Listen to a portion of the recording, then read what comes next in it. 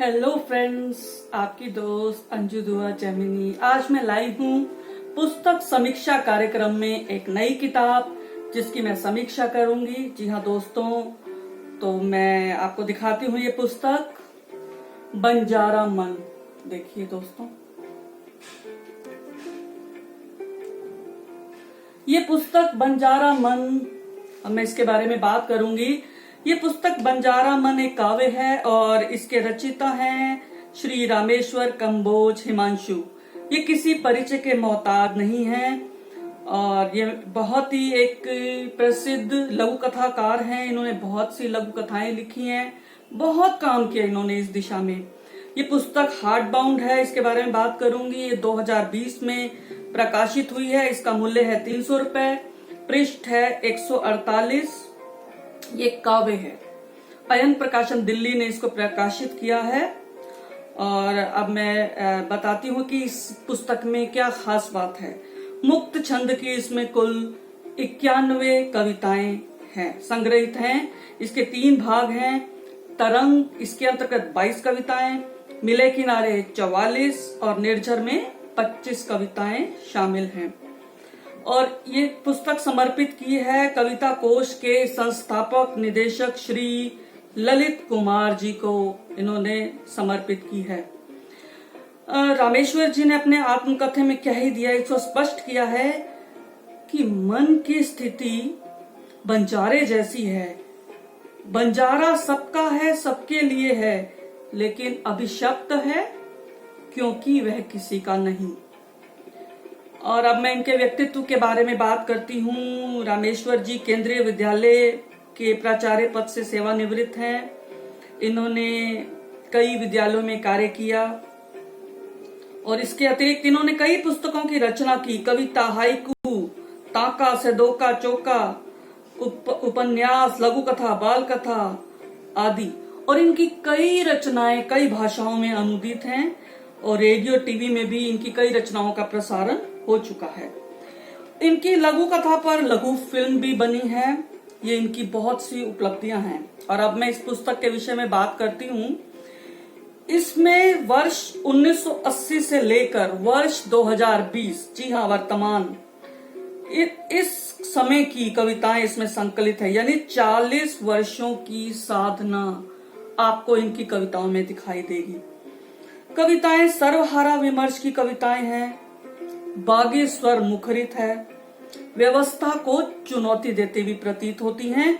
वीर रसा इनमें देश प्रेम है, संघर्ष की बानी है, कुछ गीत भी हैं जिन्हें गाया जा सकता है।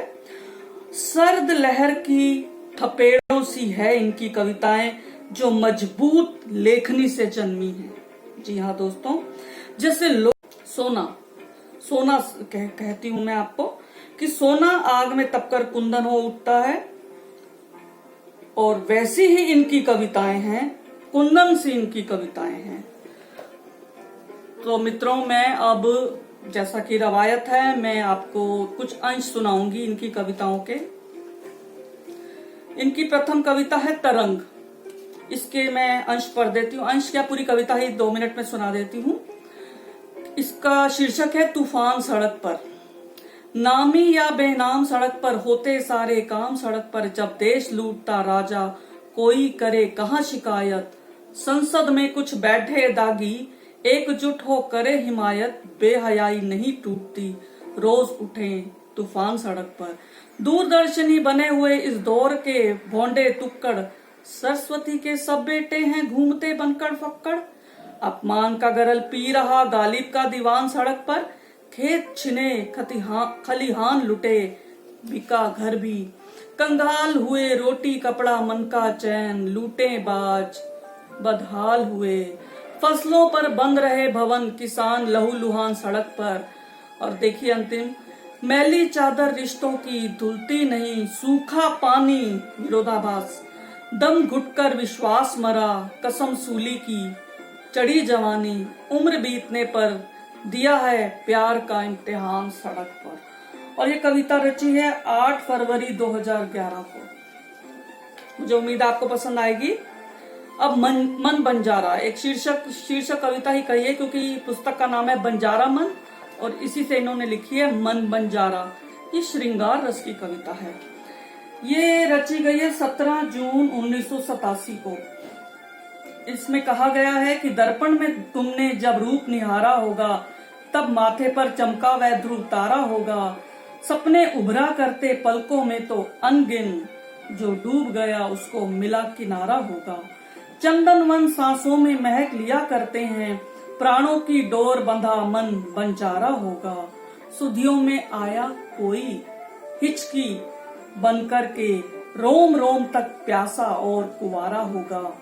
और हिरनी से नयन भटकते प्यास नहीं मिटती, बाण व्याध ने लगता छुपकर मारा होगा। जी हाँ दोस्तों, और अब मैं आखिरी कविता के बारे इस पर आती हूँ। मैं आखिरी कविता अंतिम है इसकी, इस संकलन की। इसका शीर्षक है आजादी की पूर्व संध्या। लेकिन ये बहुत लंबी कविता है, तो मैं आखिरी कुछ बहुत जरूरी है और बहुत ही अच्छे हैं, आपको ये जरूर पसंद आएंगे। मैं कुछ पंक्तियां पढ़ना चाहूंगी। इसमें लिखा है कि गांधी जी आगे बढ़े, एक कवि उनके हत्थे चढ़ा, पूछा तुमने देश को क्या दिया? कवि ने कहा जब समय आता है जनता को कविता सुनाता हूँ, शब्दों के खिलवाड़ से मन बहलाता हूँ, मंच पर शेर की तरह दहाड़ता हूँ, लेकिन दैनिक जीवन में व्यवस्था के पीछे पीछे दुम हिलाता हूँ। कटाक्ष किया इन्होंने। जिम्मेदारी से पल्ला झाड़ता हूँ, जब कभी बहुत सोचता हूँ, बेबसी में अपने ही बाल नोचता हूँ, पीकर मंच पर जाता हूँ तो देश की व्यवस्था की तरह लड़खड़ाता हूँ। मुझे इस बात का पूरा एहसास है कि मैं देश की दुर्गति के लिए जिम्मेदार हूँ, कसूरवार हूँ। जब जब कवि की कथनी और करनी में अंतर आएगा, देश निश्चित रसातल में जाएगा। बापू, आज मैं बहुत शर्मिंदा हूँ, बच्ची खुची शर्म के कारण अब तक जिंदा हूँ। मैं मानता हूँ कि कवि जब जब सोता है तो देश अपनी शक्ति खोता है। मैं कसम खाता हूँ, अपने शब्दों से प्रचंड अग्नि जलाऊंगा, रोशनी फैलाऊंगा, इस सोते हुए देश को जरूर जगाऊंगा। मरने का मौका आया तो पैर पीछे न हटेगा, देश की रक्षा में सबसे पहले मेरा ही शीश कटेगा, मेरा ही शीश कटेगा, मेरा ही शीश कटेगा। तो ये कविता कवियों को समर्पित है और सभी जितने रचनाकार हैं उन्हें इस पर जरूर विचार करना चाहिए, चिंतन करना चाहिए। और इन्होंने ये लिखी थी 1997 में छत्तीसगढ़ केंद्रीय विद्यालय में जब ये तैनात थे। तो मित्रों, आपने देख ही लिया।